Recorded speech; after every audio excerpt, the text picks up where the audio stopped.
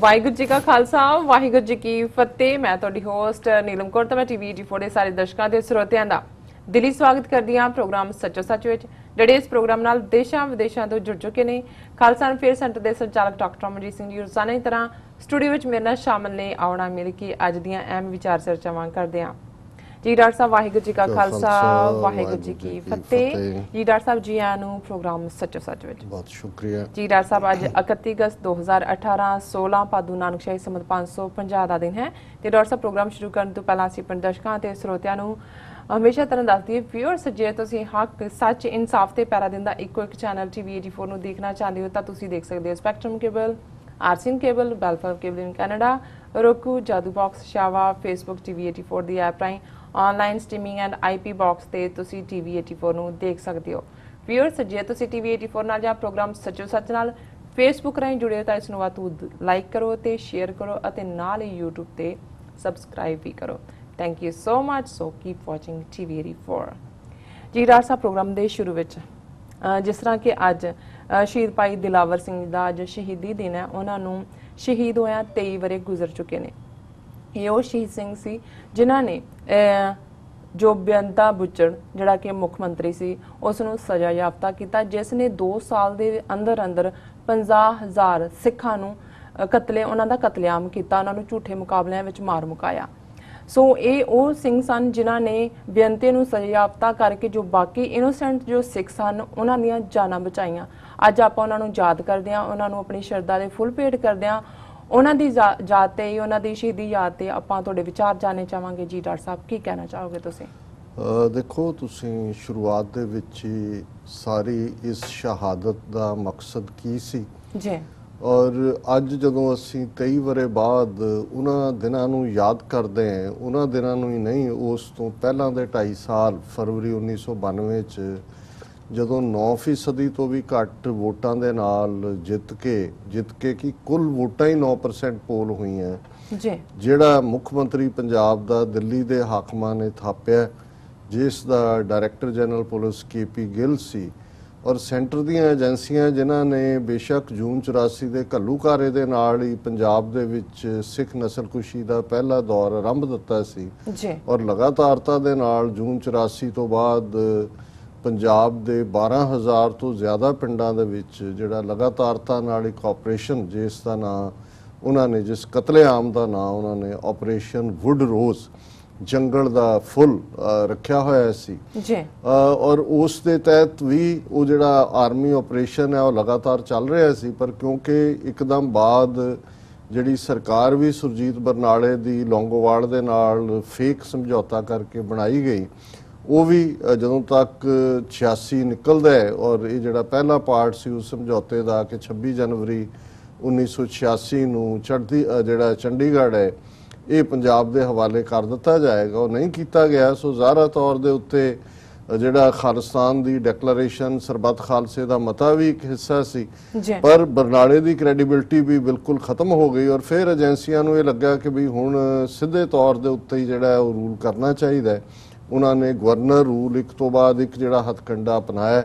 ਪਰ ਜਦੋਂ ਵਕਤ ਪੈ ਜਾਂਦਾ ਹੈ ਫਿਰ ਇੱਕ ਬਦਨਾਮੀ ਦਾ ਦੌਰ ਸ਼ੁਰੂ ਹੋ ਜਾਂਦਾ ਹੈ ਕਿ ਜੀ ਜਿਹੜਾ ਪੰਜਾਬ ਦੇ ਵਿੱਚ ਸਿਵਲ ਗਵਰਨਮੈਂਟ ਲਿਆਂਦੀ ਜਾਏ। ਸੋ ਉਸ ਸਾਰੇ ਦੌਰ 'ਚ ਅਸੀਂ ਦੇਖਦੇ ਹਾਂ ਵੀ 89 ਦੇ ਵਿੱਚ ਜਦੋਂ ਪਾਰਲੀਮੈਂਟ ਦੀਆਂ ਚੋਣਾਂ ਪੰਜਾਬ ਦੇ ਵਿੱਚ ਹੁੰਦੀਆਂ ਨੇ,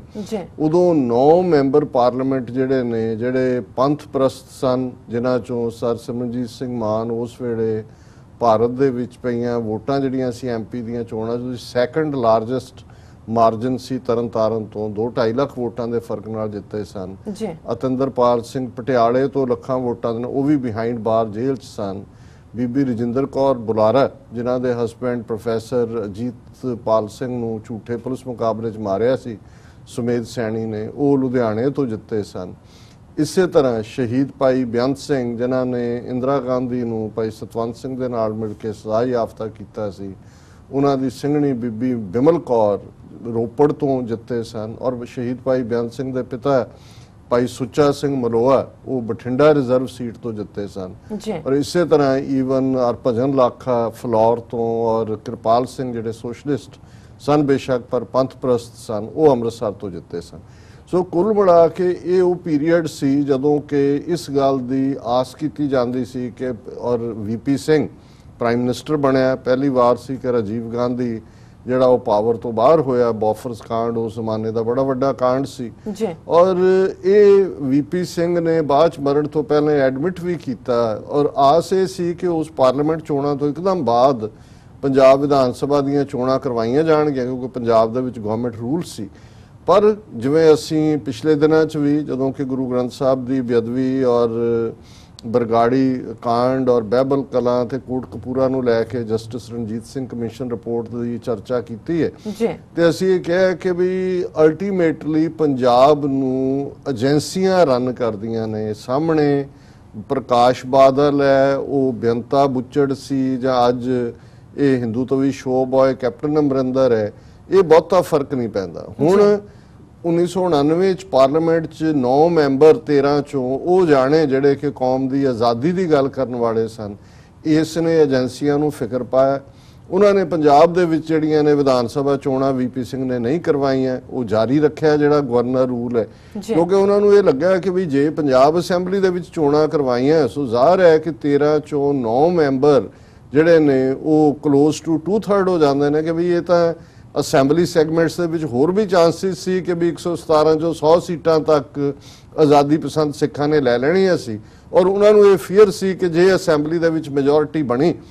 ਤੇ ਇਹ ਤਾਂ ਖਾਲਿਸਤਾਨ ਦਾ ਮੱਥਾ ਕਰ ਦੇਣਗੇ। ਸੋ ਕੁੱਲ ਮਿਲਾ ਕੇ ਉਹਨਾਂ ਨੇ ਵੀ ਔਰ ਇਸ ਪੀਰੀਅਡ ਦੇ ਵਿੱਚ ਲਗਾਤਾਰਤਾ ਨਾਲ ਪੰਜਾਬ 'ਚ ਜਿਵੇਂ ਬਰਨਾਲੇ ਦੇ ਜ਼ਮਾਨੇ 'ਚ ਰਿਬੈਰੋ ਜਿਹੜਾ ਕਿ ਇੱਕ ਪਹਿਲਾ ਉਸ ਕਿਸਮ ਦਾ ਬੁੱਚੜ ਡੀਜੀਪੀ ਪੰਜਾਬ ਦੇ ਵਿੱਚ ਲਿਆਂਦਾ ਔਰ ਜਿਹੜੀ ਗੇਮ ਅੱਜ ਵੀ ਖੇਡੀ ਜਾ ਰਹੀ ਹੈ ਕਿ ਭਾਈ ਕਿਤੇ ਸਿੱਖ ਲਾ ਕੇ ਮੁਸਲਮਾਨ ਮਰਵਾ ਦਿਓ, ਕਿਤੇ ਮੁਸਲਮਾਨ ਲਾ ਕੇ ਸਿੱਖ ਮਰਵਾ ਦਿਓ, ਜਿਵੇਂ ਇਜ਼ਹਾਰ ਆਲਮ ਵਰਗਿਆਂ ਤੋਂ ਕਰਵਾਇਆ, ਜਾਂ ਈਸਾਈ ਲਾ ਕੇ ਸਿੱਖ ਮਰਵਾ ਦਿਓ। ਸੋ ਜੂਲੀਅਸ ਰਿਬੈਰੋ ਜਿਹੜਾ ਕਿ ਬੰਬੇ ਤੋਂ ਲਿਆਂਦਾ ਗਿਆ, ਉਹਨੇ ਸਭ ਤੋਂ ਪਹਿਲਾਂ ਡਿਕਲੇਅਰਡਲੀ ਬੁਲਟ ਫॉर ਬੁਲਟ, ਔਰ ਉਹਦੀ ਕਿਤਾਬ ਵੀ ਇਸ ਦੇ ਉੱਤੇ ਬਾਅਦ ਦੇ ਵਿੱਚ ਆਈ, ਉਹਨੇ ਜਿਹੜਾ ਉਹ ਐਲਾਨੀਆ ਕਿਹਾ ਕਿ ਵੀ ਉਡਾ ਦਿਓ। ਸੋ ਜ਼ਾਹਰ ਹੈ ਵੀ ਜਿਹੜੀ ਪ੍ਰੋਸੈਸ ਉਸ ਵੇਲੇ ਸ਼ੁਰੂ ਹੋਈ ਰਿਬੈਰੋ ਦੇ ਥੱਲੇ ਓਪਨਲੀ, ਕਿਉਂਕਿ ਇੱਕ ਪਾਸੇ ਆਰਮੀ ਦਾ ਆਪਰੇਸ਼ਨ ਵੁੱਡਰੋਜ਼ ਚੱਲ ਰਿਹਾ ਸੀ, ਉਹ ਲਗਾਤਾਰਤਾ ਦੇ ਨਾਲ, ਔਰ ਸੈਂਟਰਲ ਫੋਰਸਿਸ ਵੀ ਪੰਜਾਬ ਦੇ ਵਿੱਚ ਸੀਆਰਪੀਐਫ ਔਰ ਦੂਸਰੀਆਂ ਮੌਜੂਦ ਸੀ, ਪਰ ਦੁਨੀਆ ਨੂੰ ਦਿਖਾਉਣ ਲਈ ਉਹਨਾਂ ਨੂੰ ਕੁਝ ਐਸਾ ਚਾਹੀਦਾ ਸੀ ਕਿ ਉਹ ਦੱਸਣ ਕਿ ਜੀ ਅਸੀਂ ਡੈਮੋਕ੍ਰੈਟਿਕ ਪ੍ਰੋਸੈਸ ਦੇ ਨਾਲ ਇੱਕ ਗਵਰਨਮੈਂਟ ਚੁਣੀ ਹੈ ਔਰ ਉਹ ਗਵਰਨਮੈਂਟ ਜਿਹੜੀ ਹੈ ਉਹ ਪੰਜਾਬ ਨੂੰ ਰਨ ਕਰ ਰਹੀ ਹੈ। ਔਰ ਜ਼ਾਹਰ ਹੈ ਕਿ ਅਸੀਂ ਦੇਖਦੇ ਹਾਂ ਕਿ ਵੀ 1991 ਦੇ ਵਿੱਚ ਜਦੋਂ ਪੰਜਾਬ ਦੀਆਂ ਅਸੈਂਬਲੀ ਇਲੈਕਸ਼ਨਾਂ ਐਲਾਨੀਆਂ ਗਈਆਂ, ਬੇਸ਼ੱਕ ਜੁਝਾਰੂ ਧਿਰਾਂ ਨੇ 1999 ਦੀਆਂ ਚੋਣਾਂ ਦਾ ਵੀ ਬਾਈਕਾਟ ਦੀ ਕਾਲ ਦਿੱਤੀ ਸੀ, ਭਾਵੇਂ ਉਹਨਾਂ ਨੇ ਐਨਫੋਰਸ ਨਹੀਂ ਸੀ ਕੀਤਾ, 91 ਦਾ ਵੀ ਦਿੱਤਾ ਔਰ ਉਸ ਪੀਰੀਅਡ 'ਚ ਐਨ ਚੋਣਾਂ ਤੋਂ 32 ਘੰਟੇ ਪਹਿਲਾਂ, ਕਿਉਂਕਿ ਦਿੱਲੀ ਦੇ ਵਿੱਚ ਨਾਲ ਦੀ ਨਾਲ ਹੀ ਉਸ ਵੇਲੇ ਨਰਸਿਮਹਾ ਰਾਓ ਦੀ ਸਰਕਾਰ ਬਣ ਗਈ ਔਰ TN ਸੈਸ਼ਨ ਜਿਹਨੂੰ ਅੱਜ ਵੀ ਬੜਾ ਵੱਡਾ ਉਹ ਇਲੈਕਸ਼ਨ ਕਮਿਸ਼ਨਰ ਨਿਰਪੱਖ, ਤੁਸੀਂ ਦੇਖੋ ਕਿ ਵੀ ਜਦੋਂ ਅਸੀਂ ਇਸ ਗੱਲ ਵੱਲ ਧਿਆਨ ਬਾਰ-ਬਾਰ ਦਿਵਾਉਂਦੇ ਹਾਂ ਕਿ ਜਦੋਂ ਮਸਲਾ ਸਿੱਖਾਂ ਦਾ ਆਉਂਦਾ ਹੈ ਉਦੋਂ ਸਾਰੇ ਕੋਈ ਜਿਹੜੀ ਸਟੇਟ ਦਾ ਇਨਸਟਰੂਮੈਂਟ ਹੈ, ਉਹ ਜੁਡੀਸ਼ਰੀ ਹੈ ਜਾਂ ਈਵਨ ਇਲੈਕਸ਼ਨ ਕਮਿਸ਼ਨਰ ਹੈ ਜਾਂ ਇਲੈਕਸ਼ਨ ਕਮਿਸ਼ਨ ਹੈ, ਉਹ ਸਿੱਖਾਂ ਦੇ ਲਈ ਕਿ ਉਹ ਈਵਨ ਜਿਹੜੀ ਉਹਨਾਂ ਦੀ ਰੂਟੀਨ ਪ੍ਰੋਸੈਸ ਹੈ ਉਹਨੂੰ ਵੀ ਫਲਾਊਟ ਕਰਦੇ ਨੇ। ਔਰ ਐਨ 32 ਘੰਟੇ ਪਹਿਲਾਂ ਜਿਹੜੀ ਹੈ ਉਹ ਪੰਜਾਬ ਦੇ ਵਿੱਚ ਚੋਣਾਂ ਜਿਹੜੀਆਂ ਨੇ ਉਹ ਪੋਸਟਪੋਨ ਕਰ ਦਿੱਤੀਆਂ ਗਈਆਂ, ਕਿਉਂਕਿ ਦਿੱਲੀ ਦੇ ਵਿੱਚ ਨਰਸਿਮਹਾ ਰਾਓ ਸਰਕਾਰ ਆਈ ਸੀ ਔਰ 91 ਦੀਆਂ ਅਸੈਂਬਲੀ ਚੋਣਾਂ ਦਾ ਕਾਂਗਰਸ ਨੇ ਬਾਈਕਾਟ ਕੀਤਾ ਹੋਇਆ ਸੀ। ਸੋ ਜ਼ਾਹਰ ਹੈ ਉਸ ਤੋਂ ਬਾਅਦ ਜਦੋਂ ਕਾਂਗਰਸ ਦਾ ਸੈਡਲ ਆ ਗਈ, ਨਰਸਿਮਹਾ ਰਾਓ ਨੇ ਦੂਜੀਆਂ ਪਾਰਟੀਆਂ ਦੀ ਹਮਾਇਤ ਦੇ ਨਾਲ ਸਰਕਾਰ ਬਣਾ ਲਈ, ਕਿਉਂਕਿ ਐਬਸੋਲੂਟ ਮੈਜੋਰਿਟੀ ਕਾਂਗਰਸ ਕੋਲ ਵੀ ਨਹੀਂ ਸੀ। ਸੋ ਫਿਰ ਫਰਵਰੀ 92 ਦੇ ਵਿੱਚ ਜਿਹੜਾ ਪੰਜਾਬ ਦੇ ਵਿੱਚ ਅਸੈਂਬਲੀ ਚੋਣਾਂ ਦਾ ਐਲਾਨ ਕੀਤਾ ਗਿਆ। ਹੁਣ ਇਹ ਉਹ ਪੀਰੀਅਡ ਸੀ ਕਿ ਬੇਸ਼ੱਕ ਪੰਜਾਬ ਦੇ ਵਿੱਚ ਜੁਝਾਰੂ ਲਹਿਰ ਆਪਣੀ ਸਿਖਰ ਤੇ ਸੀ, ਉਸ ਵੇਲੇ ਜਿਹੜੀ ਪੰਥਕ ਕਮੇਟੀ ਵੀ ਆਪਣਾ ਪੂਰਾ ਵਜੂਦ ਰੱਖਦੀ ਸੀ, ਭਾਰ ਰੱਖਦੀ ਸੀ ਔਰ ਪੰਥਕ ਕਮੇਟੀ ਦੀ ਕਮਾਂਡ ਦੇ ਵਿੱਚ 4 ਜੁਝਾਰੂ ਜਥੇਬੰਦੀਆਂ ਜਿਨ੍ਹਾਂ ਦੇ ਵਿੱਚ Khalistan commando force, Khalistan liberation force, Babbar Khalsa international ਔਰ ਉਸ ਦੇ ਨਾਲ Bhindranwale tiger force of Khalistan ਔਰ ਉਸ ਦੇ ਵਿੱਚ ਸਿੱਖ ਸਟੂਡੈਂਟ ਫੈਡਰੇਸ਼ਨ, ਭਾਵੇਂ ਉਸ ਦੀ ਵੱਡੀ ਆਰਮ ਸੀ, ਬਾਅਦ ਦੇ ਵਿੱਚ ਉਹ ਵੀ ਉਹਦਾ ਹਿੱਸਾ ਬਣੀ, ਪਰ ਮੋਸਟਲੀ ਇਸ ਨੂੰ 4 ਜੁਝਾਰੂ ਜਥੇਬੰਦੀਆਂ ਦੇ ਨਾਲ ਹੀ ਯਾਦ ਕੀਤਾ ਜਾਂਦਾ ਔਰ ਉਹਨਾਂ ਦਾ ਇੱਕ ਲਫ਼ਜ਼ ਜਿਹੜਾ ਉਸ ਵੇਲੇ ਉੱਥੋਂ ਦਾ ਕਾਨੂੰਨ ਸੀ। ਔਰ ਇਸ ਸਾਰੇ ਦੌਰ ਦੇ ਵਿੱਚ ਜੋ ਗੁਜ਼ਰਿਆ ਉਹ ਅਕਸਰ ਕਿਸੇ ਨਾ ਕਿਸੇ ਹਵਾਲੇ ਨਾਲ ਅਸੀਂ ਡਿਸਕਸ ਕਰਦੇ ਹਾਂ, ਪਰ ਕਿਉਂਕਿ ਅੱਜ ਗੱਲ ਅਸੀਂ ਸ਼ਹੀਦ ਭਾਈ ਦਿਲਾਵਰ ਸਿੰਘ ਦੀ ਸ਼ਹਾਦਤ ਦੀ ਕਰਨੀ ਹੈ ਤੇ ਇਹ ਪਿਛੋਕੜ ਜ਼ਰੂਰੀ ਹੈ ਕਿ ਜਦੋਂ ਅਸੀਂ ਕਿਸੇ ਨੂੰ ਵੀ ਜਾਂ ਕਿਸੇ ਦੀ ਸ਼ਖਸੀਅਤ ਨੂੰ ਅੰਕਦੇ ਤੇ ਫਿਰ ਦੋ ਚੀਜ਼ਾਂ ਜਿਹੜੀਆਂ ਬੜੀਆਂ ਸਪਸ਼ਟਤਾ ਦੇ ਨਾਲ ਸਮਝਣ ਵਾਲੀਆਂ ਨੇ ਕਿ ਸ਼ਹੀਦ ਸ਼ਬਦ ਇਹ ਨਾ ਭਾਰਤ ਦੀ ਕਿਸੇ ਨੇਟਿਵ ਜ਼ਬਾਨ ਦਾ ਨਹੀਂ ਹੈ, ਸੰਸਕ੍ਰਿਤ ਦਾ ਨਹੀਂ ਹੈ, ਡਰਾਵਿਡ ਲੈਂਗੁਏਜ ਦਾ ਨਹੀਂ ਹੈ, ਇਹ ਅਰਬੀ ਚੋਂ ਆਇਆ ਜਿਹੜਾ ਫਾਰਸੀ ਤੱਕ ਪਹੁੰਚਦੇ ਆ। ਸਾਡੀ ਉਸ ਧਰਤੀ ਦੇ ਉੱਤੇ ਪੰਜਾਬੀ ਚ ਅਸੀਂ ਇਸ ਨੂੰ ਸਕਾਰਥੇ ਅਰਥ ਦਿੱਤੇ ਜਿਸ ਦਾ ਅਰਥ ਹੁੰਦਾ ਹੈ ਗਵਾਹੀ ਦੇਣ ਵਾਲਾ। ਔਰ ਇਹੀ ਗੱਲ ਹੈ ਅੱਜ ਵੀ ਜਦੋਂ ਅਦਾਲਤਾਂ ਦੇ ਵਿੱਚ ਕਿਹਾ ਗਿਆ ਜੀ ਫਲਾਣੇ ਨੇ ਮੇਰੇ ਖਿਲਾਫ ਸ਼ਹਾਦਤ ਦਿੱਤੀ, ਹੁਣ ਇੱਕ ਪਾਸੇ ਔਰ ਆਮ ਲੋਕਾਂ ਨੂੰ ਇਹ ਲੱਗਦਾ ਹੁੰਦਾ ਵੀ ਇੱਕ ਪਾਸੇ ਅਸੀਂ ਮਾਰਟੀਰਡਮ ਜਿਹਦੇ ਲਈ ਅੰਗਰੇਜ਼ੀ ਸ਼ਬਦ ਹੈ ਉਹ ਇਸਤੇਮਾਲ ਕਰਦੇ ਹਾਂ ਔਰ ਇਹ ਸ਼ਹਾਦਤ ਦਾ ਇਹਦੇ ਨਾਲ ਕੀ, ਇਹ ਬਿਲਕੁਲ ਇਹੀ ਗੱਲ ਹੈ, ਗਵਾਹੀ ਦੇਣਾ ਹੀ ਸ਼ਹੀਦ ਦਾ ਵੀ ਮਤਲਬ ਹੈ। ਪਰ ਫਰਕ ਇਹਨਾਂ ਹੈ ਕਿ ਦੁਨਿਆਵੀ ਅਦਾਲਤਾਂ ਦੇ ਵਿੱਚ ਜਦੋਂ ਕਿਸੇ ਦੇ ਕੋਈ ਹੱਕ ਜਾਂ ਵਿਰੋਧ 'ਚ ਗਵਾਹੀ ਦਿੰਦਾ ਹੈ ਉਹ ਵਿਕ ਕੇ ਵੀ ਦਿੰਦਾ ਹੈ, ਝੂਠ ਬੋਲ ਕੇ ਵੀ ਦਿੰਦਾ ਹੈ, ਕਈ ਵਾਰ ਉਹ ਆਪਣੇ ਉਸ ਦੀ ਜਿਹੜੀ ਖੁਸ਼ਨੁਦੀ ਲਈ ਵੀ ਕਰਦਾ ਹੈ। ਲੇਕਿਨ ਇਹ ਜਿਹੜੀ ਸੱਚ ਦੀ ਅਦਾਲਤ ਦੇ ਵਿੱਚ, ਰੱਬ ਦੀ ਅਦਾਲਤ ਦੇ ਵਿੱਚ ਗਵਾਹੀ ਹੁੰਦੀ ਹੈ, ਇਹ ਉਸ ਰੂਹ ਦੀ ਜਿਹੜੀ ਕਿ ਨਿਰਮੋਹ ਹੋ ਕੇ, ਜਿਹਦੇ ਸਾਹਮਣੇ ਆਪਣੀ ਕੋਈ ਗਰਜ਼ ਨਹੀਂ ਹੁੰਦੀ, ਜਿਸ ਦੇ ਸਾਹਮਣੇ ਆਪਣਾ ਕੋਈ ਹਿੱਤ ਨਹੀਂ ਹੁੰਦਾ, ਔਰ ਇਹ ਰੂਹ ਜਦੋਂ ਕਿ ਆਪਣਾ ਆਪਾ ਕੁਰਬਾਨ ਕਰਕੇ ਰੱਬ ਦੀ ਦਰਗਾਹ ਦੇ ਵਿੱਚ ਰੱਬ ਦੇ ਰੂਬਰੂ ਹੁੰਦੀ ਹੈ ਤੇ ਇਹ ਇਸ ਗੱਲ ਦੀ ਗਵਾਹੀ ਹੁੰਦੀ ਹੈ ਰੱਬ ਦੀ ਅਦਾਲਤ, ਜਿਸ ਨੂੰ ਕਦੇ ਸਿੰਘਾਂ ਨੇ ਕਿਹਾ ਸੀ ਕਿ ਭਾਈ ਇਹ ਅਸੀਂ ਜਿਹੜਾ ਆਪਣਾ ਤੁਰਕਨ ਸਿਰ ਦੇ ਝੂਠਾ ਕਰਾਏ ਫਿਰ ਖਾਲਸੇ ਦੀ ਚਰਚਾ ਹੋਏ, ਪਾਤਸ਼ਾਹੀ ਦਾਵਾ ਚਾਹੇ ਜੋਏ, ਕਿ ਜਦੋਂ ਇਹ ਰੂਹ ਪਹੁੰਚ ਜਾਂਦੀ ਹੈ ਰੱਬ ਦੀ ਦਰਗਾਹ ਦੇ ਵਿੱਚ ਤੇ ਇਸ ਗੱਲ ਦਾ ਉਹ ਸਬੂਤ ਹੁੰਦੀ ਹੈ ਕਿ ਜਿਸ ਧਰਤੀ ਦੇ ਖਿੱਤੇ ਚੋਂ ਨਿਜ਼ਾਮ ਚੋਂ ਇਹ ਰੂਹ ਆਈ ਹੈ ਉਹ ਇੰਨਾ ਭ੍ਰਸ਼ਟਿਆ ਨਿਜ਼ਾਮ ਹੈ ਜਿੱਥੇ ਕਿ ਦੀਨ ਦੀਆਂ ਕੀਮਤਾਂ ਨਹੀਂ ਨੇ, ਜਿੱਥੇ ਰਾਈਟਸਨੈਸ ਦੀਆਂ ਵੈਲਿਊਜ਼ ਨਹੀਂ ਨੇ, ਜਿੱਥੇ ਜ਼ੁਲਮ ਹੈ, ਔਰ ਇਹ ਆਪਣੀ ਸ਼ਹਾਦਤ ਦੇ ਨਾਲ ਉਸ ਜ਼ੁਲਮ ਦੀ ਕੰਧ ਨੂੰ ਤੋੜਨ ਦਾ ਯਤਨ ਹੁੰਦਾ ਹੈ। ਔਰ ਫਿਰ ਜਦੋਂ ਕਿ ਇਸ ਕਿਸਮ ਦੀਆਂ ਰੂਹਾਂ ਰੱਬ ਦੀ ਦਰਗਾਹ 'ਚ ਹੁੰਦੀਆਂ ਨੇ ਤੇ ਜਿਹੜਾ ਰੱਬ ਦਾ ਜਸਟਿਸ ਹੈ, ਜਦੋਂ ਅਸੀਂ ਇਹ ਦੇਖਦੇ ਹਾਂ ਕਿ ਇਹੋ ਜਿਹੇ ਜਿਹੜੇ ਜ਼ੁਲਮ ਦੇ ਕੰਮ ਹੁੰਦੇ ਨੇ ਉਹ ਆਪਣੀ ਚਿੱਠੀ ਦਰਗਾਹ ਦੇ ਵਿੱਚ ਉਹ ਰਜੀਮ ਪੜਵਾ ਲੈਂਦੇ ਨੇ। ਔਰ ਇਹਦਾ ਵੀ ਇੱਕ ਜਿਹੜਾ ਇਹਦੀ ਬੈਕਗਰਾਉਂਡ ਹੈ ਪੰਜਾਬ ਦੀ ਤਹਿਜ਼ੀਬ ਦੇ ਵਿੱਚ ਇਹ ਆਮ ਸੀ ਕਿ ਜਦੋਂ ਕੋਈ ਕਿਸੇ ਤੱਕ ਦੁੱਖ ਦੀ ਖਬਰ ਪਹੁੰਚਾਉਂਦਾ ਸੀ, ਕਿਸੇ ਦੀ ਮੌਤ ਦੀ, ਤੇ ਜਿਸ ਦੇ ਉੱਤੇ ਵੀ ਜਿਸ ਜ਼ਬਾਨ 'ਚ ਵੀ ਉਹ ਲਿਖ ਕੇ ਹਲਕਾਰੇ ਰਾਹੀਂ ਭੇਜਿਆ ਜਾਂਦਾ ਸੀ ਉਸ ਚਿੱਠੀ ਨੂੰ ਥੋੜਾ ਜਿਹਾ ਪਾੜ ਦਿੱਤਾ ਜਾਂਦਾ ਸੀ। ਸੋ ਬਹੁਤ ਵਾਰ ਜਿਹੜੇ ਉਹਨੂੰ ਨਹੀਂ ਵੀ ਪੜ੍ਹ ਸਕਦੇ ਸੀ, ਪੜ੍ਹਾਉਣ ਲਈ ਤਾਂ ਕਿਸੇ ਹੋਰ ਦੀ ਇੰਤਜ਼ਾਰ ਹੁੰਦੀ ਸੀ ਜਿਹੜਾ ਆ ਕੇ ਪੜ੍ਹੇਗਾ, ਉਸ ਜਿਹੜੀ ਫਟੀ ਹੋਈ ਚਿੱਠੀ ਹੈ ਉਹਨੂੰ ਦੇਖ ਕੇ ਹੀ ਉਹ ਰੋਣ ਧੋਣ ਲੱਗ ਜਾਂਦੇ ਸੀ। ਉਹਨਾਂ ਨੂੰ ਲੱਗਦਾ ਸੀ ਕਿ ਭਾਈ ਇਹ ਜਿਹੜਾ ਕੋਈ ਦੁੱਖ ਦੀ ਖਬਰ ਹੈ। ਔਰ ਇਸ ਤੋਂ ਹੀ ਅਸੀਂ ਬਾਣੀ 'ਚ ਦੇਖਦੇ ਹਾਂ ਕਿ ਇੱਕ ਉਹ ਨੇ ਜਿਨ੍ਹਾਂ ਦੀ ਦੁਨਿਆਵੀ ਤੌਰ ਦੇ ਉੱਤੇ ਚ ਕਈ ਵਾਰੀ ਉਹ ਗਲਤੀ ਨਾਲ ਵੀ ਫਟ ਜਾਂਦੀ ਸੀ ਔਰ ਮੁੜ ਕੇ ਨਿਕਲਦਾ ਸੀ ਵੀ ਗੱਲ ਕੋਈ ਹੋਰ ਹੈ, ਲੇਕਿਨ ਇੱਥੇ ਹੈ ਕਿ ਜਿਨ ਕੀ ਚੀਰੀ ਦਰਗਾਹ ਪੱਟੀ ਤਿਨਾ ਮਰਨਾ ਭਾਈ,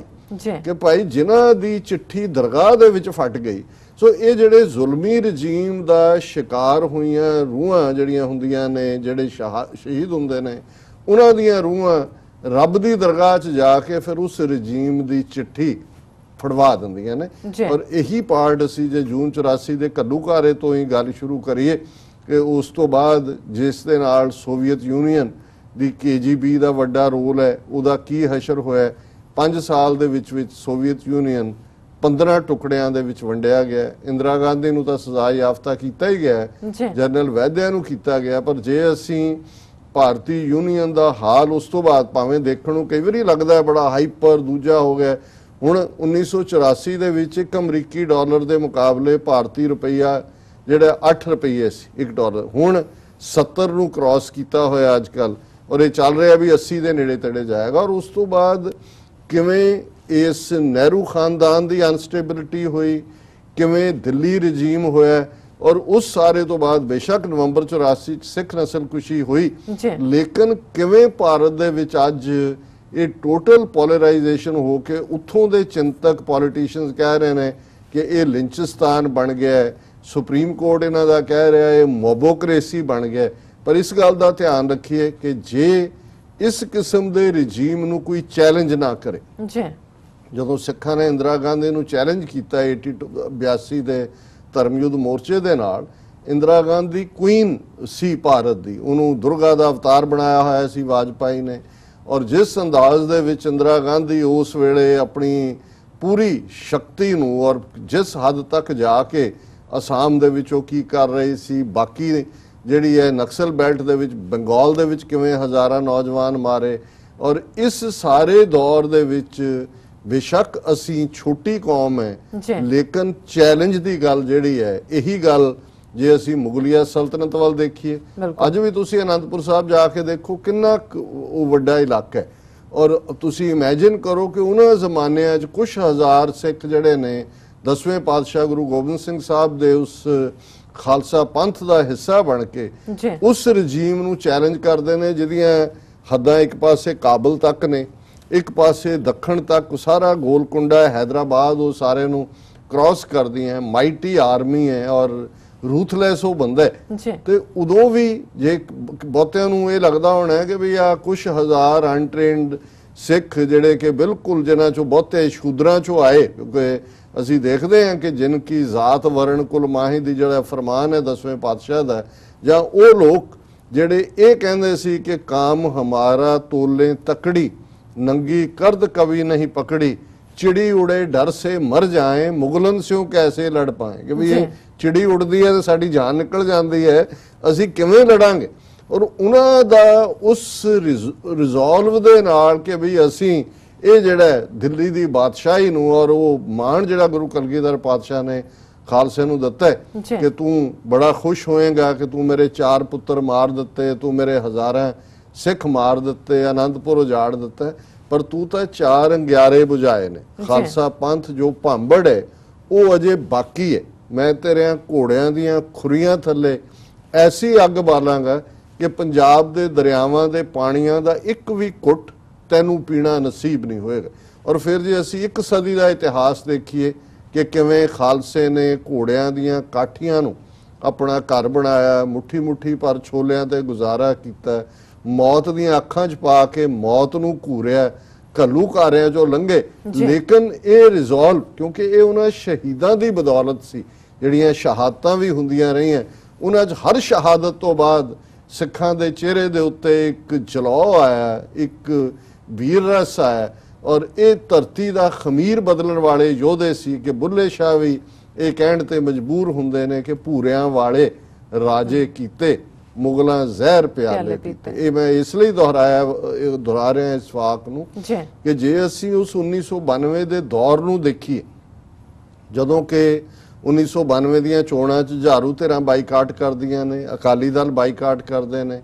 ਔਰ ਜਿਹੜਾ ਸਿਰਫ ਕਾਂਗਰਸ ਜਿਨ੍ਹਾਂ ਦੀ ਇਹ ਸਾਰੀ ਖੇਡ ਸੀ, ਹਾਲਾਂਕਿ ਇੱਕ ਵੱਖਰਾ ਵਿਸ਼ਾ ਹੈ, ਬਹੁਤ ਸਾਰਿਆਂ ਨੂੰ ਇਹ ਲੱਗਦਾ ਹੈ ਕਿ ਜੇ ਉਦੋਂ ਚੋਣਾਂ ਬਾਈਕਾਟ ਨਾ ਕੀਤੀਆਂ ਹੁੰਦੀਆਂ ਤਾਂ ਫੇਰ ਡਿਫਰੈਂਟ ਹੁੰਦਾ। ਹਾਲਾਂਕਿ ਉਹ ਬਾਈਕਾਟ 91 'ਚ ਵੀ ਸੀ ਝਾੜੂ ਧਿਰਾਂ ਦਾ, 99 'ਚ ਵੀ ਸੀ, 85 ਦੀਆਂ ਚੋਣਾਂ 'ਚ ਵੀ ਸੀ। ਲੇਕਿਨ ਇਹਦੇ 'ਚ ਕੋਈ ਸ਼ੱਕ ਨਹੀਂ ਹੈ ਕਿ 9% ਤੋਂ ਵੀ ਘੱਟ ਵੋਟਾਂ ਦੇ ਫਰਕ ਨਾਲ ਇਹ ਜਿਹੜੀ ਹਕੂਮਤ ਨਰਸਿਮਹਾ ਰਾਓ ਪ੍ਰਧਾਨ ਮੰਤਰੀ ਸੀ ਉਸ ਦੇ ਪੀਰੀਅਡ 'ਚ, ਜਿਹਨੂੰ ਮਾਨਤਾ ਦਿੱਤੀ। ਅਦਰਵਾਈਜ਼ ਇਸ ਨੂੰ ਕੋਈ ਵੀ ਦੁਨੀਆ ਦਾ ਦਾਇਰਾ ਕਾਰ ਕਿਸੇ ਵੀ ਖਿੱਤੇ ਦੇ ਵਿੱਚ ਹੁੰਦਾ, ਇਸ ਨੂੰ ਕਹਿੰਦਾ ਕਿ ਭਾਈ ਨਹੀਂ, ਇਹ ਲੋਕਾਂ ਨੇ ਜੇ 93% ਲੋਕ ਜਿਹੜੇ ਹੁਣ ਆਲਮੋਸਟ 92-93% ਲੋਕਾਂ ਨੇ ਇਸ ਨੂੰ ਨਕਾਰਿਆ, 91% ਜੇ ਅਸੀਂ ਕਹਿ ਲਈਏ,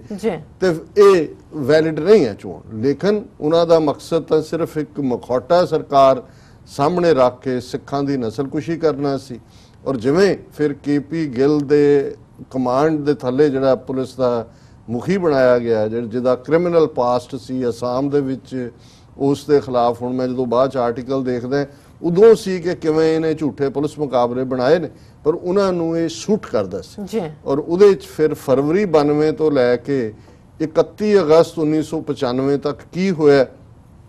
ਇਸ ਬਾਰੇ ਕੋਈ ਦੋ ਰਾਵਾਂ ਨਹੀਂ ਨੇ ਕਿ 50,000 ਤੋਂ ਜ਼ਿਆਦਾ ਜਿਹੜੇ ਸਿੱਖ ਨੌਜਵਾਨ ਨੇ ਝੂਠੇ ਪੁਲਿਸ ਮੁਕਾਬਲਿਆਂ ਦੇ ਵਿੱਚ ਮਾਰੇ ਜਾਂਦੇ ਨੇ। ਔਰ ਬਿਲਕੁਲ ਖੁੱਲ੍ਹੇਆਮ ਸ਼ਰੇਆਮ ਭਾਰਤ ਦੀ ਹਕੂਮਤ ਇਹ ਹਕੂਕ ਦਿੰਦੀ ਹੈ। ਟਾਡਾ ਟੂਡਾ ਤਾਂ ਸਭ ਪਿੱਛੇ ਰਹਿ ਗਏ, ਫਿਰ ਤਾਂ ਕੱਲਾ ਹੀ ਨਹੀਂ ਜਿਹੜੇ ਕਿ ਐਕਟਿਵਲੀ ਪਾਰਟਿਸਿਪੇਟ ਕਰ ਰਹੇ ਸੀ ਫਰੀडम ਮੂਵਮੈਂਟ 'ਚ, ਉਹਨਾਂ ਨੂੰ ਚੁਣਿਆ ਗਿਆ। ਮਾਰਨ ਦੇ ਲਈ। ਫਿਰ ਤਾਂ ਜਿਹਨੂੰ ਇਹਨਾਂ ਨੇ ਕਿਹਾ ਜੀ first tyre, second tyre, third tyre,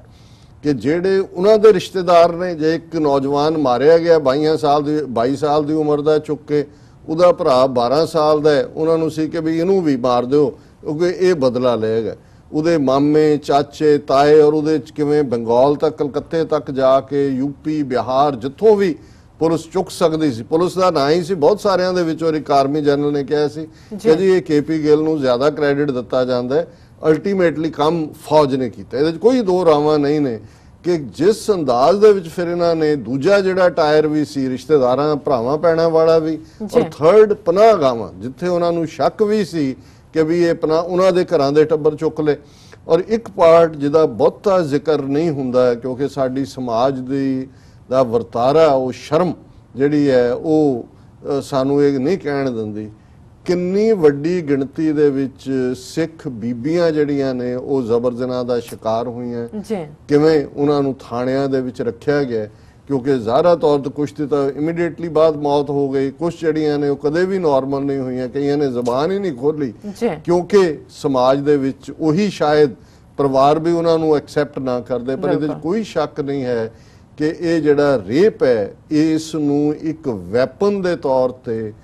worst ਤਰੀਕੇ ਦੇ ਵਿੱਚ KP ਗਿੱਲ ਔਰ ਉਸ ਦੀ ਪੁਲਿਸ ਨੇ, ਜਿਹਦੇ 'ਚ ਇਹ ਸਾਰੀ ਕੋਟਰੀ, ਅੱਜ ਜਦੋਂ ਸੁਮੇਧ ਸੈਣੀ ਦੀ ਗੱਲ, ਗੁਰੂ ਗ੍ਰੰਥ ਸਾਹਿਬ ਦੀ ਬੇਅਦਬੀ ਦੀ ਮੇਰੀ ਕਿਸੇ ਨਾਲ ਗੱਲ ਹੋ ਰਹੀ ਸੀ ਚੰਡੀਗੜ੍ਹ 'ਚ, ਕਹਿੰਦੇ ਵੀ ਇਹ ਤਾਂ ਸਿੱਖਾਂ ਦੇ ਖੂਨ ਦਾ ਪਹਿਲੇ ਦਿਨ ਤੋਂ ਹੀ ਪਿਆਸਾ ਰਿਹਾ। ਔਰ ਇਹੀ ਸਾਰੀ ਕੈਟਾਗਰੀ, ਔਰ ਜਦੋਂ ਅਸੀਂ ਇਸ ਡਿਬੇਟ ਦੇ ਉੱਤੇ ਕਿਹਾ ਜੋ ਪੰਜਾਬ ਅਸੈਂਬਲੀ 'ਚ ਹੋਈ ਕਿ ਜਿਹੜੇ ਇਹ ਬਲੂ ਆਈਡ ਬॉय ਨੇ ਏਜੰਸੀਆਂ ਦੇ, ਉਹ ਬਾਦਲ ਹੋਣ, ਸੁਮੇਧ ਸੈਣੀ ਹੋਏ ਜਾਂ ਦੂਸਰੇ ਹੋਣ, ਇਜ਼ਹਾਰ ਆਲਮ, ਸਾਕਾ ਨਕੋਦਰ 'ਚ ਜਿਹੜਾ ਇਨਵੋਲਵ ਸੀ, ਇਹਨਾਂ ਨੂੰ ਤੱਤੀ ਵਾਹ ਨਹੀਂ ਲੱਗਣ ਦੇਣੀ ਏਜੰਸੀਆਂ ਨੇ ਕਿਉਂਕਿ ਇਹ ਤਾਂ ਖੇਡ ਹੀ ਉਹਨਾਂ ਦੀ ਖੇਡ ਰਹੀ ਸੀ। ਇਹ ਖੇਡ ਜਿਹੜੀ ਹੈ ਇਹ ਕੋਈ ਸਾਹਮਣੇ ਤੌਰ ਦੇ ਉੱਤੇ ਉਹਨਾਂ ਦਾ ਨਹੀਂ ਹੈ। ਔਰ ਕਿਸ ਅੰਦਾਜ਼ ਦੇ ਵਿੱਚ ਉਸ ਪੀਰੀਅਡ 'ਚ, ਔਰ ਗੱਲ ਜਦੋਂ ਅਸੀਂ ਅੱਜ ਦੇਖਦੇ ਹਾਂ, ਸ਼ਰਮ ਦੀ ਗੱਲ ਹੈ ਕਿ ਅਜੇ 3 ਦਿਨ ਪਹਿਲੇ ਪੰਜਾਬ ਅਸੈਂਬਲੀ 'ਚੋਂ ਨਵਜੋਤ ਸਿੱਧੂ ਹੋਏ, ਕੈਪਟਨ ਅਮਰਿੰਦਰ ਹੋਏ, ਕਾਂਗਰਸ ਦੇ MLA ਤ੍ਰਿਪਤ ਬਾਜਵਾ, ਸੁਖਵਿੰਦਰ ਰੰਧਾਵਾ, ਇਹ ਸਭ ਲੱਗੇ ਹੋਏ ਸੀ। ਐਂ ਲੱਗਦਾ ਸੀ ਵੀ ਇਹਨਾਂ ਤੋਂ ਵੱਡਾ ਸਿੱਖ ਹੀ ਕੋਈ ਨਹੀਂ, ਲੱਗਦਾ ਸੀ ਵੀ ਇਹ ਕਾਂਗਰਸੀ ਨਹੀਂ ਰਹੇ, ਇਹ ਤਾਂ ਖਾਲਿਸਤਾਨੀ ਨੇ ਜਿਹੜੇ ਬੋਲ ਰਹੇ ਨੇ। ਲੇਕਿਨ ਜਦੋਂ ਤੁਸੀਂ ਦੇਖਦੇ ਹੋ ਕਿ ਅੱਜ ਜਿਹੜਾ ਇੱਥੇ ਅੱਜ ਹੈ, ਪਿਛਲਾ ਕੱਲ ਕਿਵੇਂ ਇਹ ਚੰਡੀਗੜ੍ਹ ਦੇ ਵਿੱਚ ਬੇਨਤੇ ਦੇ ਮੈਮੋਰੀਅਲ ਦੇ ਨਾਂ ਥੱਲੇ ਜਿਹੜੇ ਉਹਦਾ ਉਹ ਬਣਾਇਆ ਹੋਇਆ, ਉੱਥੇ ਜਾ ਕੇ ਉਹਦੀ ਫੋਟੋ ਦੇ ਅੱਗੇ ਜਿਹੜਾ ਉਹ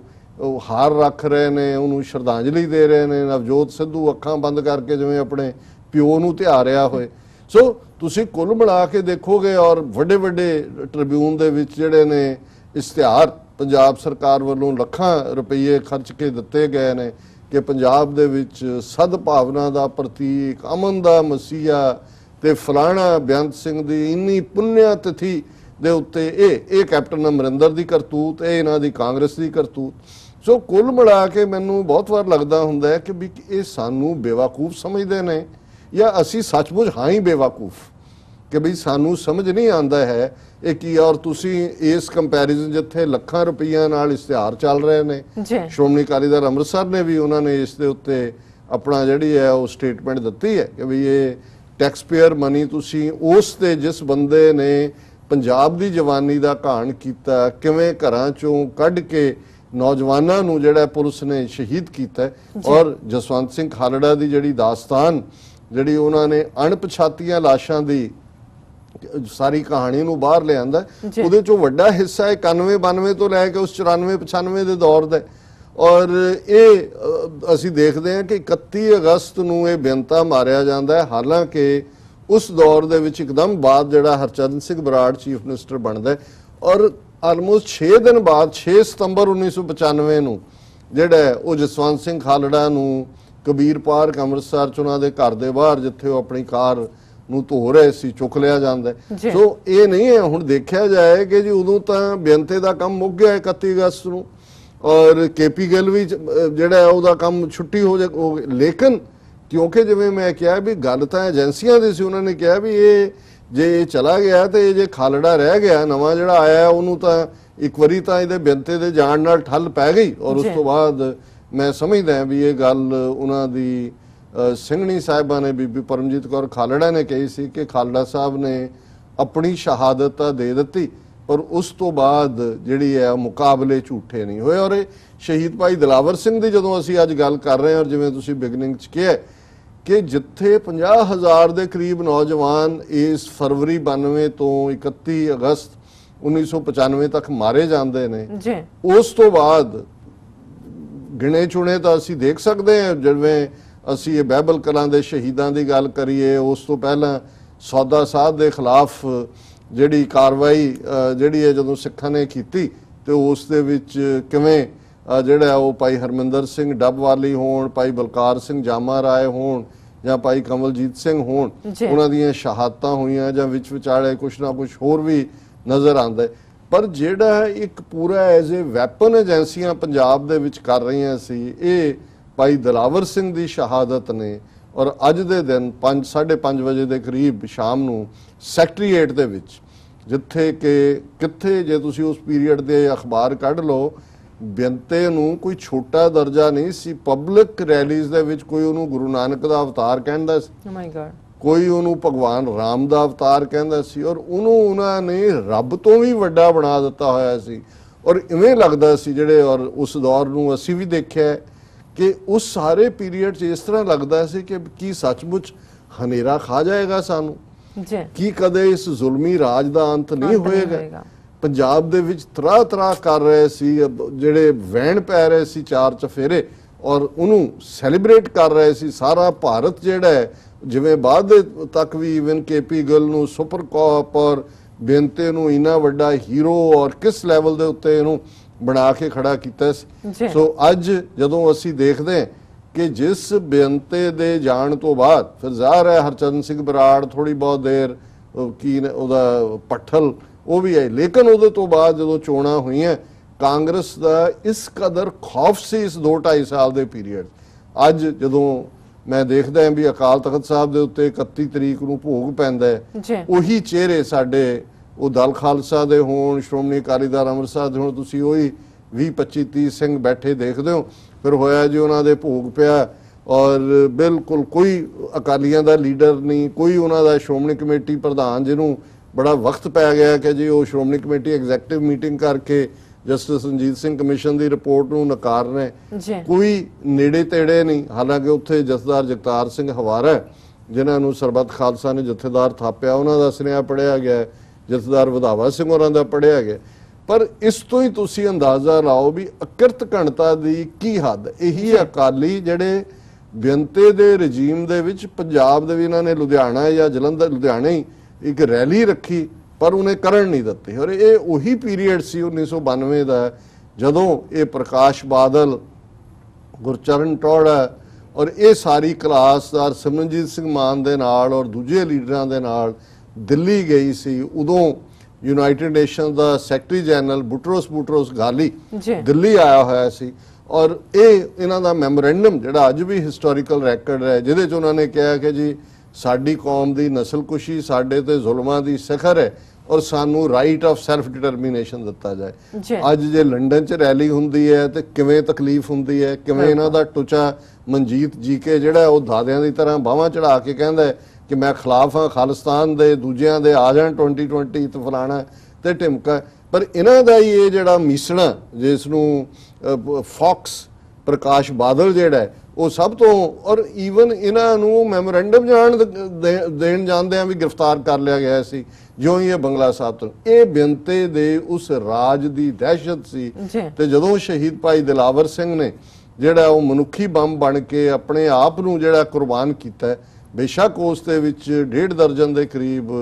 ਪੁਲਿਸ ਵਾਲੇ ਵੀ ਮਾਰੇ ਗਏ ਜਿਹੜੇ ਕਿ ਚਾਰ ਚਫੇਰੇ ਸੀ, ਪਰ ਉਸ ਪੀਰੀਅਡ 'ਚ ਵੀ ਸਿੰਘਾਂ ਨੇ, ਜੁਝਾਰੂ ਜਥੇਬੰਦੀਆਂ ਨੇ ਇਸ ਗੱਲ ਦੀ ਮਾਫੀ ਮੰਗੀ ਸੀ ਕਿ ਭਾਈ ਉਹ ਭਾਵੇਂ ਬੇਗੁਨਾਹ ਸਨ ਜਿਹੜੇ ਮਾਰੇ ਗਏ, ਪਰ ਹੋਰ ਕੋਈ ਤਰੀਕਾ ਨਹੀਂ ਸੀ। ਸੋ ਅਸੀਂ ਸਮਝਦੇ ਹਾਂ ਵੀ ਅੱਜ ਜਦੋਂ ਇਸ ਵਾਕਿਆ ਨੂੰ 23 ਸਾਲ ਬੀਤ ਚੁੱਕੇ ਨੇ,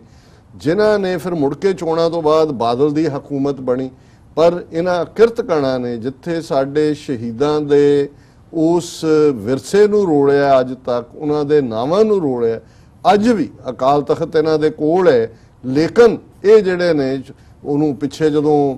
ਭਾਈ ਜਸਪਾਲ ਸਿੰਘ ਸ਼ਹੀਦ ਹੋਏ ਗੁਰਦਾਸਪੁਰ 'ਚ, ਨੇ ਸੁਮੇਧ ਸੈਣੀ ਨਹੀਂ ਮਾਰਿਆ, ਜਦੋਂ ਬਲਵੰਤ ਸਿੰਘ ਰਾਜੋਆਣਾ ਦੀ ਦੇ ਬਲੈਕ ਵਾਰੰਟ ਕੱਢੇ ਸੀ ਫਾਂਸੀ ਨੂੰ ਲੈ ਕੇ, ਉਦੋਂ ਇਹਨਾਂ ਨੇ ਭਾਈ ਦਿਲਾਵਰ ਸਿੰਘ ਨੂੰ ਸ਼ਹੀਦ ਐਲਾਨਿਆ। ਹੁਣ ਜੇ ਅਕਾਲ ਤਖਤ ਦਾ ਐਲਾਨਿਆ ਸ਼ਹੀਦ ਹੈ,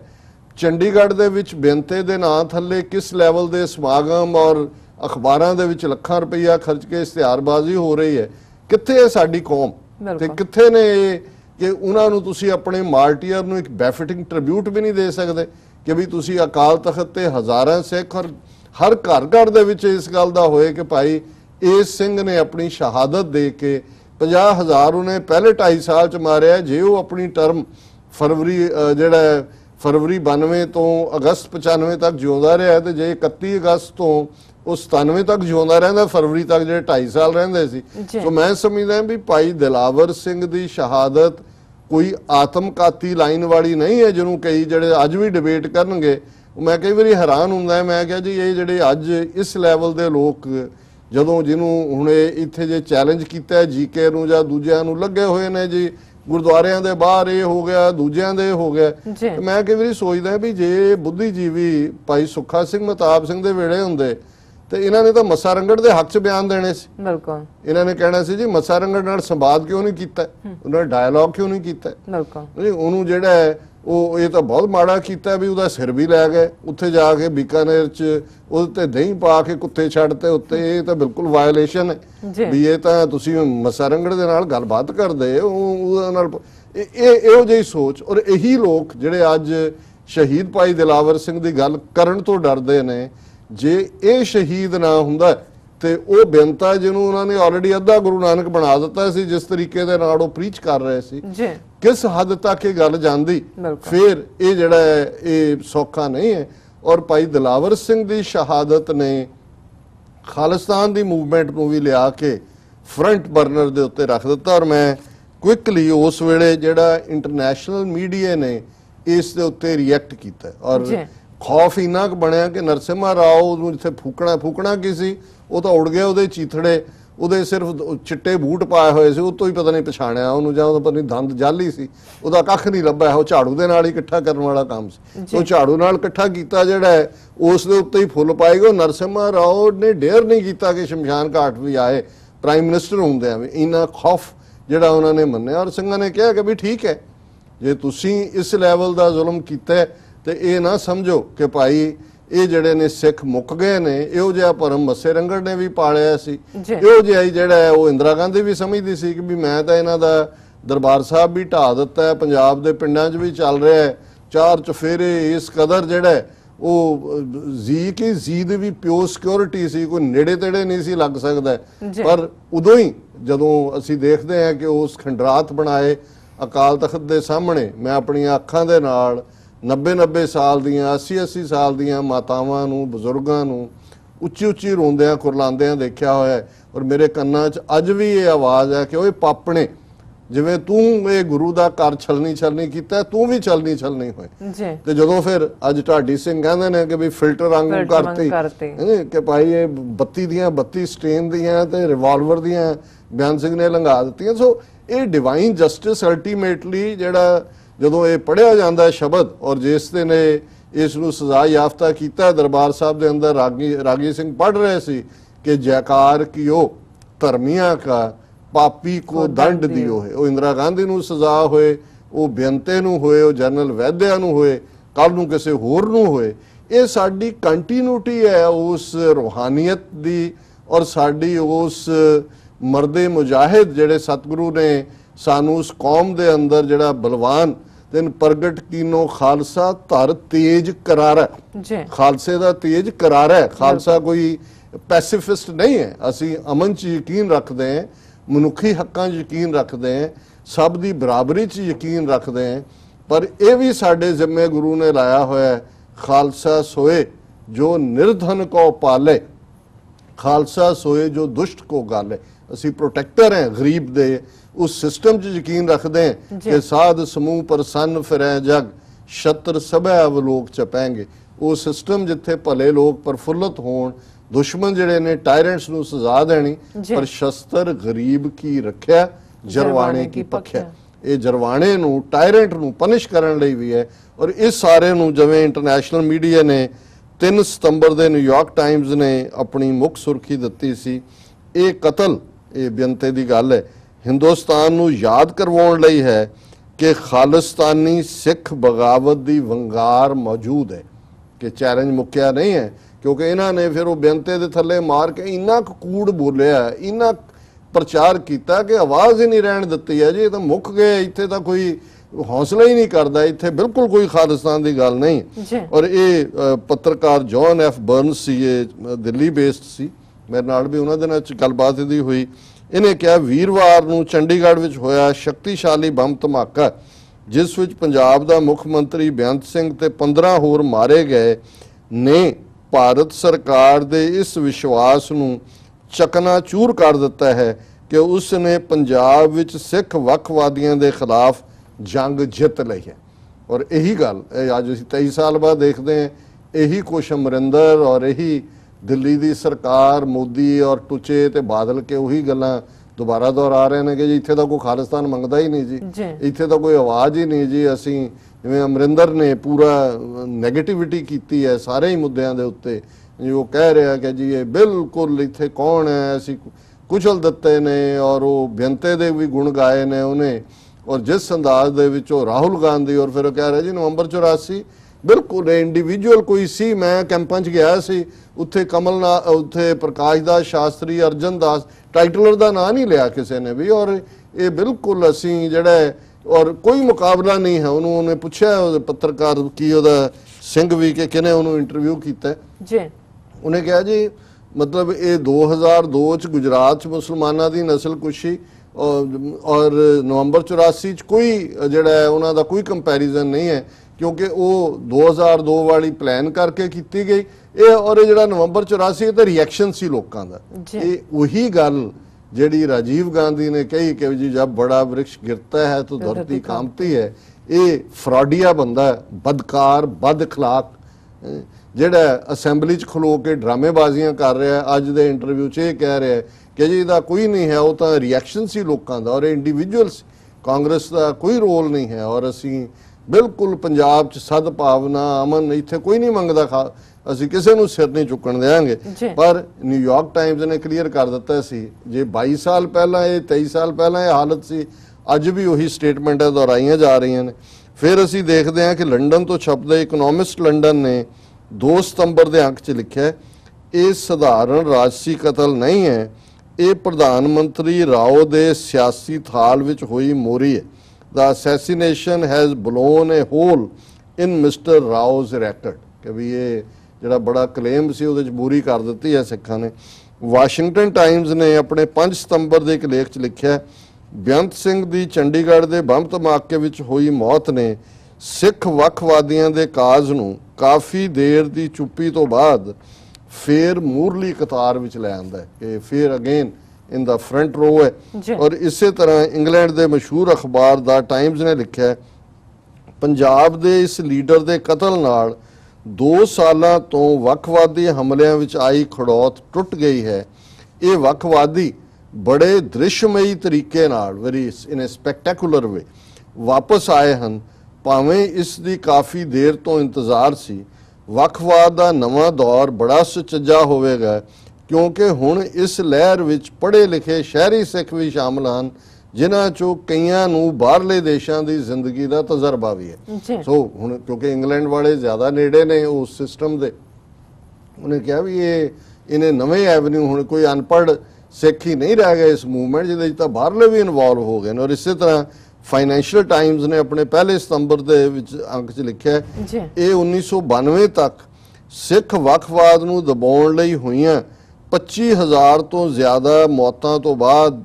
ਦੀ ਸਭ ਤੋਂ ਸੰਗੀਨ ਘਟਨਾ ਹੈ, ਜਿਸ ਨਾਲ ਪੰਜਾਬ ਦੀ ਕਾਂਗਰਸ ਪਾਰਟੀ ਪੂਰੀ ਤਰ੍ਹਾਂ ਹਿੱਲ ਗਈ ਹੈ,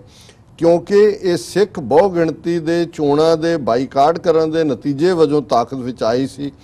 ਤਾਕਤ ਦੇ ਜ਼ੋਰ ਨਾਲ ਹੀ ਇਸ ਨੇ ਸ਼ਾਂਤੀ ਬਹਾਲ ਕਰਨ ਦੀ ਗੱਲ ਕੀਤੀ, ਪਰ ਸਿੱਖ ਬਹੁ ਗਿਣਤੀ ਇਸ ਨੂੰ ਅਸ਼ਾਂਤੀ ਸਮਝਦੀ ਸੀ ਤੇ ਇਸ ਸਥਿਤੀ ਤੋਂ ਨਾਰਾਜ਼ ਸੀ। ਸਿੱਖਾਂ ਦੀ ਪੰਜਾਬ ਵਿੱਚ 70% ਆਬਾਦੀ ਹੈ ਕਿ ਜਦੋਂ ਉਹ ਭਾਰਤ ਦੀ ਇੱਕ ਛੋਟੀ ਜਿਹੀ ਘੱਟ ਗਿਣਤੀ ਹਨ, ਉਹ ਕਹਿੰਦੇ ਹਨ ਕਿ ਉਹਨਾਂ ਨਾਲ ਭਾਰਤ ਵਿੱਚ ਵਿਤਕਰਾ ਹੁੰਦਾ ਹੈ। ਸੋ ਫਾਈਨੈਂਸ਼ੀਅਲ ਟਾਈਮਜ਼ ਨੇ ਮੋਰ ਕਲੋਜ਼ਰ ਪਿਕਚਰ ਦਿੱਤੀ। ਇਸੇ ਤਰ੍ਹਾਂ Writer, associated press, south China morning post, ਵਗੈਰਾ ਜਿਹੜੀਆਂ ਨਿਊਜ਼ ਏਜੰਸੀਜ਼ ਨੇ, ਇਹਨਾਂ ਸਾਰਿਆਂ ਨੇ ਵੀ ਇਸ ਕਿਸਮ ਦੀਆਂ ਹੀ ਖਬਰਾਂ ਜਿਹੜੀਆਂ ਨੇ ਦਿੱਤੀਆਂ ਸੀ। ਸੋ ਅਸੀਂ ਸਮਝਦੇ ਹਾਂ ਵੀ ਇਹ ਇਤਿਹਾਸ ਆਪਣੇ ਆਪ ਨੂੰ ਦੁਹਰਾਉਣ ਦੀ ਗੱਲ ਹੁੰਦੀ ਹੈ। ਇਨਫੈਕਟ ਉਹੀ ਕਹਾਣੀ, ਜ਼ਾਲਮ ਦਾ ਨਾਂ ਬਦਲਦਾ ਹੈ ਜੀ, ਤੌਰ ਤਰੀਕਾ ਇੱਕ ਦੋ ਚ ਤਬਦੀਲੀ ਹੁੰਦੀ ਹੈ, ਪਰ ਉਹੀ ਔਰ ਉਹੀ ਝੂਠ ਦੀ ਸਪਿਨ। ਤੇ ਇਧਰ ਵੀ ਜੇ ਜ਼ਾਲਮ ਦੇ ਤੌਰ ਤਰੀਕੇ ਉਹ ਜੇ ਨੇ, ਤੇ ਖਾਲਸਾ ਵੀ ਗੁਰੂ ਦਾ ਧਰ ਤੇਜ ਕਰਾਰਾ ਜਿਹੜਾ 10ਵੇਂ ਪਾਤਸ਼ਾਹ ਨੇ ਪ੍ਰਗਟ ਕੀਤਾ ਹੋਇਆ ਹੈ, ਉਸ ਨੂੰ ਵੀ ਇਸ ਗੱਲ ਦੀ ਸਮਝ ਹੈ ਔਰ ਖਾਲਸੇ ਦੇ ਵਿੱਚ ਗੁਰੂ ਦੀ ਕਲਾ ਵਾਪਰਦੀ ਹੈ। ਕਦੇ ਵੀ ਅਸੀਂ ਇਤਿਹਾਸ ਦੇ ਵਿੱਚ ਨਾ ਦੁਸ਼ਟਾਂ ਨੂੰ ਮਾਫ ਕੀਤਾ। ਔਰ ਮੈਂ ਕਨਕਲੂਡ ਕਰਾਂ, ਜਿਵੇਂ ਇੱਕ ਸਿਐਟਲ ਦੇ ਵਿੱਚ ਸਾਡੇ ਦੋਸਤ ਜਿਨ੍ਹਾਂ ਦੇ ਅੱਗੋਂ ਪਾਕਿਸਤਾਨੀ ਦੋਸਤ ਸੀ, ਉਹ ਕਹਿਣ ਲੱਗੇ ਕਿ ਜਦੋਂ ਦਰਬਾਰ ਸਾਹਿਬ ਤੇ ਹਮਲਾ ਕੀਤਾ ਇੰਦਰਾ ਗਾਂਧੀ ਨੇ, ਤੇ ਮੇਰੇ ਅੱਬਾ ਜੀ, ਉਹ ਪਾਕਿਸਤਾਨੀ ਕਹਿੰਦਾ, ਉਹ ਬੈਠੇ ਦੇਖ ਰਹੇ ਸੀ, ਤੇ ਉਹਨਾਂ ਨੇ ਦੇਖ ਕੇ ਕਿਹਾ ਕਿ ਹੁਣ ਸਿੱਖਾਂ ਨੇ ਇਹਨੂੰ ਨਹੀਂ ਛੱਡਣਾ ਹੈ ਇੰਦਰਾ ਨੂੰ। ਜੀ, ਤੇ ਕਹਿੰਦਾ ਜੀ, ਮੈਂ ਕਿਹਾ ਜੀ ਇੰਦਰਾ ਪ੍ਰਧਾਨ ਮੰਤਰੀ, ਬਹੁਤ ਵੱਡੀ ਸਿਕਿਉਰਿਟੀ, ਸਿੱਖ ਨੇੜੇ ਵੀ ਨਹੀਂ ਲੱਗ ਸਕਦੇ। ਤੇ ਕਹਿੰਦਾ ਪੁੱਤਰ ਤੂੰ ਫਿਰ ਸਿੱਖਾਂ ਨੂੰ ਨਹੀਂ ਜਾਣਦਾ। ਸੋ ਮੈਂ ਸਮਝਦਾ ਵੀ ਇਹ ਗਲਤੀ ਇੰਦਰਾ ਗਾਂਧੀ ਤੋਂ ਬੇਨਤੇ ਤੋਂ ਹੁੰਦੇ ਅੱਜ ਕੈਪਟਨ ਅਮਰਿੰਦਰ ਫੇਰ ਕਰ ਰਿਹਾ ਹੈ। ਸੋ ਮੇਰਾ ਖਿਆਲ ਹੈ ਵੀ ਸਿੱਖਾਂ ਦੇ ਘਰੇ ਜੰਮਿਆ ਇਹ ਬਦ ਇਖਲਾਕ ਬੰਦਾ ਜਿਹੜਾ ਸ਼ਾਇਦ ਇਹ ਸਿੱਖ ਇਤਿਹਾਸ, ਸਿੱਖਾਂ ਦੇ ਵਿਰਸੇ ਨੂੰ ਨਹੀਂ ਜਾਣਦਾ। ਔਰ ਇਹਨੇ ਪਿਛਲੇ ਦਿਨਾਂ 'ਚ ਅਸੈਂਬਲੀ 'ਚ ਵੀ ਇਹ ਕਿਹਾ, ਬੋਲਦੇ ਆ ਕਿ ਜੀ ਜਦੋਂ ਪੰਥਕ ਕਮੇਟੀ ਸੀ, ਮੈਂ ਟ੍ਰਿਬਿਊਨ ਦੇ ਵਿੱਚ ਵਿਚਕਾਰਲੇ ਹਿੱਸੇ 'ਚ 2 ਸਫ਼ਿਆਂ ਦਾ ਲਿਖਿਆ ਸੀ, ਔਰ ਉਹਨੇ ਤਾਂ ਬਾਦਲ ਨੂੰ ਕਾਸਟੀਗੇਟ ਕੀਤਾ ਕਿ ਬਾਦਲ ਨੇ ਮੇਰੀ ਤਾਰੀਫ ਕੀਤੀ, ਤੂੰ ਬਹੁਤ ਵਧੀਆ ਲਿਖਿਆ ਜੁਝਾਰੂਆਂ ਦੇ ਖਿਲਾਫ। ਕਹਿੰਦੇ ਮੈਂ ਉਹਨੂੰ ਕਿਹਾ ਵੀ ਤੂੰ ਵੀ ਦਸਤਖਤ ਕਰ ਦੇ, ਕਹਿੰਦਾ ਉਹ ਕੰਨ ਜੇ ਬਲੇਟ ਕੇ ਚਲਾ ਗਿਆ। ਪਰ ਜੇ ਅਮਰਿੰਦਰ ਨੂੰ ਆਪਣੀ ਲਿਖਤ ਯਾਦ ਹੈ ਜਿਹਦੇ 'ਚ ਉਹਨੇ ਕਿਹਾ ਸੀ, ਜਿਹਦਾ ਹੈਡਿੰਗ ਸੀ ਕਿ ਸਿੱਖੋ ਆਪਣਾ ਵਿਰਸਾ ਯਾਦ ਕਰੋ, ਇਹ ਕਹਿਣਾ ਚਾਹੁੰਦਾ ਸੀ ਕਿ ਜੀ ਉਹ ਦੂਜਾ, ਤਾਂ ਉਹਦਾ ਜਵਾਬ ਵੀ ਫਿਰ ਨਾਲ ਦੀ ਨਾਲ ਪੰਥਕ ਕਮੇਟੀ ਨੇ ਦਿੱਤਾ ਸੀ ਕਿ ਕਾਕਾ ਸਿੱਖਾਂ ਨੂੰ ਆਪਣਾ ਵਿਰਸਾ ਯਾਦ ਹੈ, ਤੂੰ ਆਪਣੇ ਪੁਰਖਿਆਂ ਦੇ ਵਿਰਸੇ ਦੇ ਉੱਤੇ ਤੁਰਿਆ ਹੋਇਆ, ਤੇ ਫਿਰ ਉਹਨੂੰ ਤੂੰ ਯਾਦ ਕਰ ਕਿ ਭਾਈ ਤੂੰ ਕੀ ਕਰਤੂਤਾਂ ਕਰ ਰਹੇ। ਸੋ ਮੈਂ ਇਹੀ ਕਹਿਣਾ ਚਾਹੁੰਦਾ ਕਿ ਵੀ ਅਸੀਂ ਦੁਨੀਆ ਦੇ ਵਿੱਚ ਸ਼ਾਂਤੀ ਦੇ ਨਾਲ ਮਸਲੇ ਹੱਲ ਕਰਨ ਦੀ ਹਮੇਸ਼ਾ ਵਜ਼ਾਹਤ ਕਰਦੇ, ਪਰ ਅੱਜ ਜਦੋਂ ਅਸੀਂ ਸ਼ਹੀਦ ਭਾਈ ਦਿਲਾਵਰ ਸਿੰਘ ਨੂੰ ਯਾਦ ਕਰ ਰਹੇ, ਮੈਂ ਸਮਝਦਾ ਕਿ ਵੀ ਉਹਨਾਂ ਨੇ ਆਪਣੀ ਸ਼ਹਾਦਤ ਦੇ ਨਾਲ ਹਜ਼ਾਰਾਂ ਨੌਜਵਾਨਾਂ ਨੂੰ ਜਿਹੜੇ ਕਿ ਅਗਲੇ 2.5-3 ਸਾਲ ਦੇ ਉਸ ਰਜੀਮ 'ਚ ਮਾਰੇ ਜਾਣੇ ਸੀ, ਉਹਨਾਂ ਨੂੰ ਜ਼ਿੰਦਗੀ ਦਿੱਤੀ। ਔਰ ਉਹ ਸੱਚਮੁੱਚ ਇਸ ਉਰਦੂ ਦੇ ਸ਼ੇਰ ਦੇ ਹੱਕਦਾਰ ਨੇ ਕਿ ਸ਼ਹੀਦ की जो मौत है वो कौम की हयात है, हयात तो हयात है,